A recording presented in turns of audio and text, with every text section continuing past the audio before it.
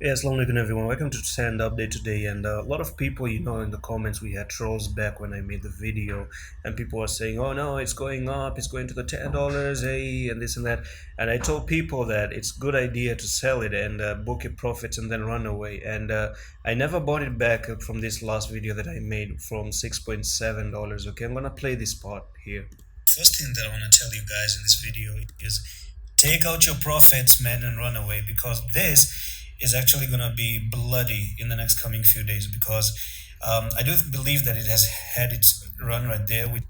Right, so I said it's going to be bloody in the next coming few days.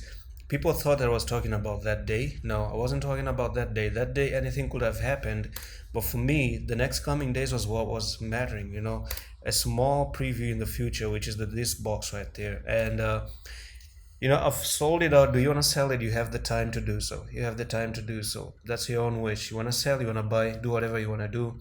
But I'm stating my own, trading ability here, because this to me is bearish on the small time frame, and the best buyback place is going to be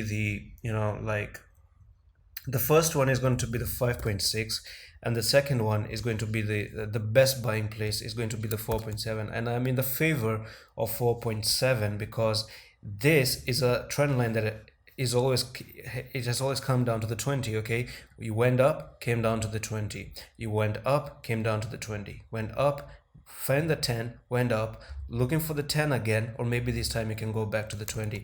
Is it bullish? Yes, on a long term it is bullish. I'm not saying it's bearish or anything, but I was saying book your profits for the smaller run because it's gonna go down, okay, and give some discounts. So the first target, of course, is going to be the 5.6, but for me the best buying place is going to be the 4.7 personally. Now on the shorter time frame, I'm going to show you a bearish pattern right here known as a head and shoulders. So I'm going to bring in this right there, and let's talk about this head and shoulder and where the targets are. So if you don't know anything about head and shoulders and you're new to the channel, let's do a small quick Google right there. I'm gonna right here, head and shoulders, not a shampoo but a pattern, okay. Yeah, so it's head and shoulders pattern, and I'm gonna open up this image right there. This one looks good. This one looks good for an explanation. And you have the left shoulder, the head, the right shoulder, the neckline, and these are bearish, okay. The prices go down. So here we are. This is the same thing, the left shoulder, the head, and then the right shoulder. Do you understand that?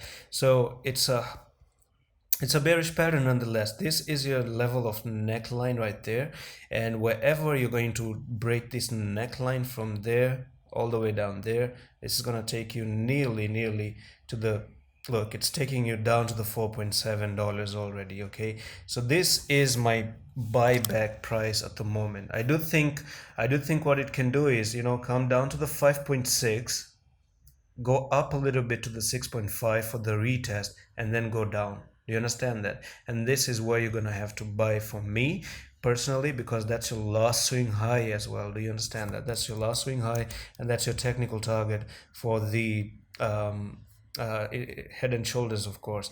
And I'm gonna just bump this a little bit higher to just there, okay. So this is a price target if you're gonna break out of this head and shoulder, and for me it's bearish, guys. It's bearish. I do believe it's gonna go all the way down here, and you can buy back there. But I want to talk about the weekly as well, okay. I'm not saying it's bearish, or yeah, on the short term it's bearish for some few days.